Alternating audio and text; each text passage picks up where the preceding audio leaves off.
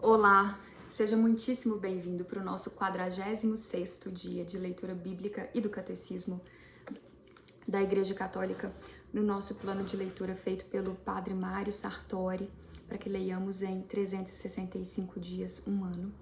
Obrigada, Padre Mário, e espero que você esteja checando a homilia diária do Padre Mário diariamente, acompanhando os trabalhos tão frutíferos do Padre Mário, uma grande bênção conosco. Muita gratidão por todos os seus trabalhos, Padre. Leremos hoje Êxodo, capítulos 24 e 25, Salmo 46, e eu vou fazer uma alteraçãozinha. Mateus, capítulo 25, eu lerei ele na íntegra, e no próximo vídeo eu lerei o Catecismo, para não fragmentar o capítulo 25 de Mateus. Então, hoje eu lerei o equivalente a 2-3 dias do capítulo 25 de Mateus, vou ler ele inteiro, e aí nos próximos vídeos eu compenso, ao invés de ler Mateus novamente, eu lerei o Catecismo que eu não lerei hoje, para não fragmentar o conteúdo. É um capítulo especial demais, né? O discurso escatológico de Jesus é muito importante para os dias atuais. Sempre foi, agora mais, né? Estamos em grandes tempos. É preciso dar uma ênfase a isso. E o capítulo 25 de Mateus é interessante, que tem uma história pessoal, porque eu me lembro que a vovó lia para mim quando eu era criança. E era a minha leitura favorita. Eu ficava pedindo para ela ler repetidamente. Bom, mal sabia eu que estaria por vir na nossa geração, né? Naquela época. Vamos lá. Êxodo 24. Conclusão da aliança. Ele disse a Moisés: sobe a Yahvé tu, Arão, Nadab, Abiú e 70 anciãos de Israel e adorareis de longe. Só Moisés se aproximará de Yahvé, os outros não se aproximarão, nem o povo subirá com ele. Veio, pois, Moisés e se referiu ao povo todas as palavras de Yahvé e todas as leis, e todo o povo respondeu a uma só voz: nós observaremos todas as palavras ditas por Yahvé. Moisés escreveu todas as palavras de Yahvé e, levantando-se de manhã, construiu um altar ao pé da montanha e 12 estrelas para as 12 tribos de Israel. Depois enviou alguns jovens dos israelitas e ofereceram holocaustos e imolaram a Yahvé novilhos como sacrifícios de comunhão. Moisés tomou a metade do sangue e colocou-a em bacias e espargiu a outra metade do sangue sobre o altar. Tomou o livro da aliança e o leu para o povo, e eles disseram: tudo o que Yahvé falou, nós o faremos e obedeceremos. Moisés tomou do sangue e o aspergiu sobre o povo e disse: este é o sangue da aliança que Yahvé fez conosco, através de todas essas cláusulas. E Moisés, Arão, Nadab, Abiú e os 70 anciãos de Israel subiram. Eles viram o Deus de Israel. Debaixo de seus pés havia como um pavimento de safira, tão pura como o próprio céu. Ele não estendeu a mão sobre os notáveis dos israelitas. Eles contemplaram a Deus e depois comeram e beberam. Moisés sobre a montanha. Yahvé disse a Moisés: sobe a mim na montanha e fica lá, dar-te-ei tábuas de pedra, a lei e o mandamento, que escrevi para ensinares a eles. Levantou-se Moisés com Josué, seu servidor, e subiram à montanha de Deus. Ele disse aos anciãos: esperai aqui, até a nossa volta. Tendes convosco Arão e Hur. Quem tiver alguma questão, dirija-se a eles. Depois Moisés subiu a montanha. A nuvem cobriu a montanha. A glória de Yahvé pousou sobre o monte Sinai e a nuvem o cobriu durante 6 dias. No 7º dia, Yahvé chamou Moisés do meio da nuvem. O aspecto da glória de Yahvé era, aos olhos dos israelitas, como um fogo consumidor no cimo da montanha. Moisés, entrando pelo meio da nuvem, subiu a montanha. E Moisés permaneceu na montanha 40 dias e 40 noites. Prescrições referentes à construção no santuário e aos seus ministros. a contribuição para o santuário. Yahvé falou a Moisés dizendo: dize aos israelitas que me tragam uma contribuição. Tomareis a contribuição de todo homem cujo coração o mover a isso. Eis a contribuição que recebereis deles: ouro, prata e bronze, púrpura, violeta e escarlate, carmesim, linho fino e pelos de cabra, peles de carneiro tingidas de vermelho, couro fino e madeira de acácia, azeite para a lâmpada, aromas para o óleo de unção e para o incenso aromático, pedras de cornalina e pedras de engaste para o efode e para o peitoral. Faze-me um santuário para que eu possa habitar no meio deles. Farás tudo conforme o modelo da habitação e o modelo da sua mobília que irei te mostrar. A tenda e sua mobília, a arca. Eu já vou antecipar aqui, antes que eu continue a leitura, eu deixarei na descrição desse episódio um link do Padre Francisco Amaral, importantíssimo. Dê uma atenção, é um vídeo curto e tem profecias grandes ali. E eu vou deixar aqui por ordem do Espírito Santo, que é a confirmação de que Padre Francisco foi conduzido pelo Espírito Santo no que ele está falando ali, são verdades. E além de assistir, passe para frente, compartilhe, as pessoas devem conhecer essa interpretação que o Padre Francisco Amaral fez, que é conduzida pelo Espírito Santo. Eu recebi essa confirmação. Devemos conhecer e devemos divulgar. Deus está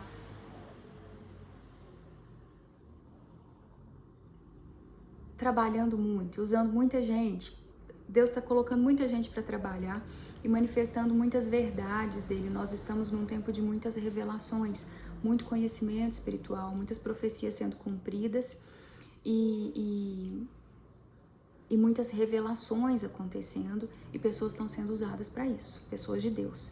Atente para o link que eu vou colocar aqui na descrição, tá? É sobre a arca. E aqui a gente vai falar da arca, né? Quando Deus deu a ordem para Moisés construir a arca. A tenda e sua mobília, a arca.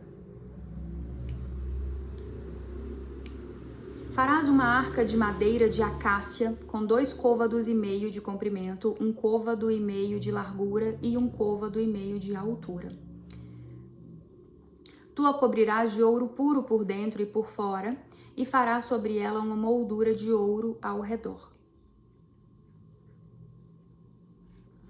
Lembrando que o ouro, ele simboliza o que é valioso, o que perdura, o que é incorruptível, né? A questão de valor e de incorruptibilidade, de verdade, uma simbologia de valor, de verdade, o que não é corroível, o que não se altera com o tempo, que persiste, né? No sentido de verdade e valor também, de estabilidade. Fundirás para ela 4 argolas de ouro que porás nos 4 cantos inferiores da arca. Atenção para o número 4. 2 argolas de um lado e 2 argolas do outro. Farás também varais de madeira de acácia e os cobrirás de ouro. E enfiarás os varais nas argolas aos lados da arca para ser carregada por meio deles. Os varais ficarão nas argolas da arca, não serão tirados dela.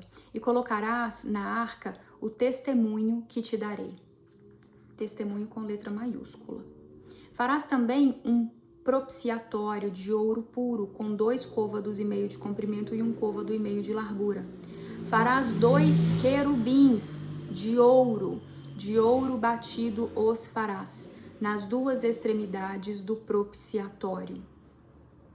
Faze-me um dos querubins numa extremidade e o outro na outra. Farás os querubins formando um só corpo, com o propiciatório, nas 2 extremidades. Os querubins terão as asas estendidas para cima e protegerão o propiciatório com suas asas, um voltado para o outro. As faces dos querubins estarão voltadas para o propiciatório. E aí aqui também essa questão dos dois querubins é muito importante e muito profética também. Guardem isso. Os dois querubins, e observar que em muitas manifestações de arte sacra, em muitas igrejas, em muitos altares, há a representação dos dois querubins, um de cada lado. E essa questão da simetria são representados de diversas formas, mas essa questão de dois.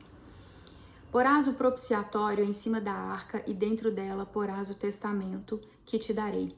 Ali virei a ti e de cima do propiciatório, do meio dos dois querubins que estão sobre a arca do testemunho, falarei contigo acerca de tudo o que eu ordenar para os israelitas. A mesa dos pães da oblação. Farás uma mesa de madeira de acácia com 2 côvados de comprimento, 1 côvado de largura e 1 côvado e meio de altura. De ouro puro a cobrirás, e lhe farás uma moldura de ouro ao redor. Far-lhe-ás ao redor de um enquadramento, com 1 palmo de largura, e ao redor do enquadramento uma moldura de ouro. Far-lhe-ás também 4 argolas de ouro, e as porás nos 4 cantos formados pelos 4 pés. Perto das molduras estarão as argolas por onde passarão os varais para se carregar a mesa. Farás, pois, os varais de madeira de acácia e os cobrirás de ouro, por meio deles se carregará a mesa. Farás os seus pratos, as suas taças, as suas galhetas e os seus recipientes para as libações de ouro puro os farás.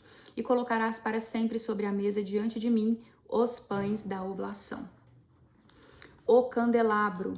Farás um candelabro de ouro puro. O candelabro, o seu pedestal e a sua haste serão em relevo. Os seus cálices, os seus botões e flores formarão com ele uma só peça. 6 braços sairão dos seus lados, 3 braços do candelabro de um lado e 3 braços do candelabro do outro lado. Num braço haverá 3 cálices com formato de flor de amêndoa, com botão e flor. E 3 cálices com forma de flor de amêndoa no outro braço, com botão e flor. Assim serão 6 braços saindo do candelabro. Mas o candelabro mesmo terá 4 cálices com formato de flor de amêndoa com botão e flor. Um botão sob os 2 primeiros braços que saem do candelabro, um botão sob os 2 braços seguintes e um botão sob os 2 últimos braços. Assim se fará com estes 6 braços que saem do candelabro. Os botões e os braços formarão uma só peça com o candelabro e tudo se fará com um bloco de ouro batido. Far-lhe-ás também 7 lâmpadas. As lâmpadas serão elevadas de tal modo que aluminem defronte dele. Alumiem. As suas espevitadeiras e os seus aparadores serão de ouro puro. Com um talento de ouro puro, tu o farás e todos os seus acessórios. Vê, pois, e faze tudo conforme o modelo que te foi mostrado sobre a montanha. E aqui atenção para o 7, né? As 7 lâmpadas do candelabro. Lembrando que o 7 é uma citação importantíssima em alguns momentos da Bíblia. Apocalipse capítulo 1 é citado os 7 espíritos que estão na presença de Deus. Os 7 espíritos de Deus. No livro de Tobias, o anjo Rafael também fala isso, né? Quando, capítulo 12, versículo 15, ele fala: eu sou Rafael, um dos 7 que atende na presença de Deus. São essas conexões. Então aqui terminamos a leitura de Êxodo, capítulos 24 e 25, pela graça de Deus, importantíssimos. Muita relação com o que a gente está vivendo agora, a questão da arca, com os tempos de agora. Vocês vão ver lá no que o Padre Francisco Amaral está sendo movido por Deus para citar, e eu recomendo muito. Aliás, eu vou deixar vou deixar esse primeiro vídeo, vou deixar 2 links, vou deixar esse link que fala sobre a arca, ele é curtinho, importantíssimo, e vou deixar também um segundo link de uma live recente que o Padre Francisco Amaral fez, que também é muito, muito importante. Ela é um pouco mais longa, mas eu recomendo demais que vocês assistam. De novo, Padre Francisco está sendo muito usado por Deus, movido pelo Espírito Santo, para nos alertar sobre grandes cumprimentos proféticos deste momento relacionados a Nossa Senhora. É muito grande. Vale a pena, tem muitas belezas lá. Salmo 46, Deus está conosco. Amém. E olha só, cara, o agir de Deus, as belezas de Deus me emocionam muito, porque a gente está falando de arca. Vocês vão ler lá o conteúdo que o Padre Francisco produziu, fazendo a correlação com essa questão da arca, e eu digo com o momento que a gente está vivendo, espiritual, de cumprimentos proféticos, de ação de Deus. E o salmo do dia é Deus está conosco. Sim, Deus está conosco. Amém. Do mestre de canto dos filhos de Coré, com Aboé cântico. Deus é nosso refúgio e nossa força, socorro sempre alerta nos perigos. E por isso não tememos se a terra vacila, se as montanhas se abalam no seio do mar, se as águas do mar estrondam e fervem, e com sua fúria estremecem os montes. Yahvé dos exércitos está conosco, nossa fortaleza é o Deus de Jacó. Há um rio cujos braços alegram a cidade de Deus, santificando as moradas do Altíssimo. Deus está em seu meio, ela é inabalável. Deus a socorre ao romper da manhã, povos estrondam, reinos se abalam, ele alteia sua voz e a terra se dissolve. Yahvé dos exércitos está conosco. Nossa fortaleza é o Deus de Jacó. Vinde ver os atos de Yahvé. É ele quem na terra faz assombros. Acaba com as guerras até o extremo da terra, quebra os arcos, despedaça as lanças e atira os escudos no fogo. Tranquilizai-vos e reconhecei. Eu sou Deus, mais alto que os povos, mais alto que a terra. Yahvé dos exércitos está conosco. Nossa fortaleza é o Deus de Jacó. Amém. Emocionante. Mateus capítulo 25, parábola das 10 virgens. Especial, gente. Então o reino dos céus, lembrando que é dentro do discurso escatológico de Jesus, né? Para quem não conhece, o termo escatológico, escatologia, trata do fim dos tempos. Lá, Apocalipse, o juízo final, quando se fala em escatológico, escatologia, é isso que significa. Parábola das 10 virgens, capítulo 25. 25, 2 e 5 soma 7. É tempo. Então o reino dos céus será semelhante a 10 virgens que, tomando suas lâmpadas, saíram ao encontro do noivo. 5 eram insensatas e 5 prudentes. As insensatas, ao pegarem as lâmpadas, não levaram azeite consigo, enquanto as prudentes levaram vasos de azeite com suas lâmpadas. Atrasando o noivo, todas elas acabaram cochilando e dormindo. À meia-noite, ouviu-se um grito. O noivo vem aí. Saí ao seu encontro. Todas as virgens levantaram-se então e trataram de aprontar as lâmpadas. As insensatas disseram às prudentes: dai-nos do vosso azeite, porque as nossas lâmpadas apagam-se. As prudentes responderam: de modo algum. O azeite poderia não bastar para nós e para vós. Ide antes aos que vendem e comprai para vós. Enquanto foram comprar o azeite, o noivo chegou. E as que estavam prontas entraram com ele para o banquete de núpcias. E fechou-se a porta. Finalmente chegaram as outras virgens dizendo: Senhor, Senhor, abre-nos. Mas ele respondeu: em verdade vos digo, não vos conheço. Vigiai, portanto, porque não sabeis nem o dia e nem a hora. E esse vigiai, portanto, porque não sabeis nem o dia e nem a hora, versículo 13, 1 e 3, 4. Parábola dos talentos. Pois será como um homem que, vigiando para o estrangeiro, chamou seus servos e entregou-lhes seus bens. A um deu 5 talentos, a outro 2, a outro 1, a cada um acordo com a sua capacidade. E partiu. Imediatamente o que recebera 5 talentos saiu a trabalhar com eles e ganhou outros 5. Da mesma maneira, o que recebera 2 ganhou outros 2, mas aquele que recebera um só tomou-o e foi abrir uma cova no chão, e enterrou o dinheiro do seu senhor. Depois de muito tempo, o senhor daqueles servos voltou e pôs-se a ajustar contas com eles.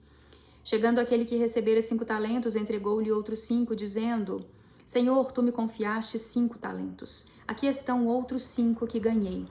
Disse-lhe o Senhor: Muito bem, servo bom e fiel. Sobre o pouco foste fiel, sobre o muito te colocarei. Vem alegrar-te com o teu Senhor. Chegando também o dos 2 talentos, disse: Senhor, tu me confiaste 2 talentos, aqui estão outros 2 talentos que ganhei. Disse-lhe o Senhor: Muito bem, servo bom e fiel, sobre o pouco foste fiel, sobre o muito te colocarei. Vem alegrar-te com o teu Senhor. Por fim, chegando o que recebera 1 talento, disse: Senhor, eu sabia que és homem severo, que colhes onde não semeaste e ajuntas onde não espalhaste. Assim, amedrontado, fui enterrar o teu talento no chão. Aqui tens o que é teu. A isso respondeu-lhe o Senhor: Servo mau e preguiçoso, sabias que colho onde não semeei e que ajunto onde não espalhei? Pois então devias ter depositado o meu dinheiro com os banqueiros e, ao voltar, receberia com juros o que é meu. Tirai-lhe o talento que tem e dai-o àquele que tem 10, porque a todo aquele que tem será dado e terá em abundância, mas aquele que não tem, até o que tem lhe será tirado. Quanto ao servo inútil, lançai-o fora, nas trevas, ali haverá choro e ranger de dentes. O último julgamento.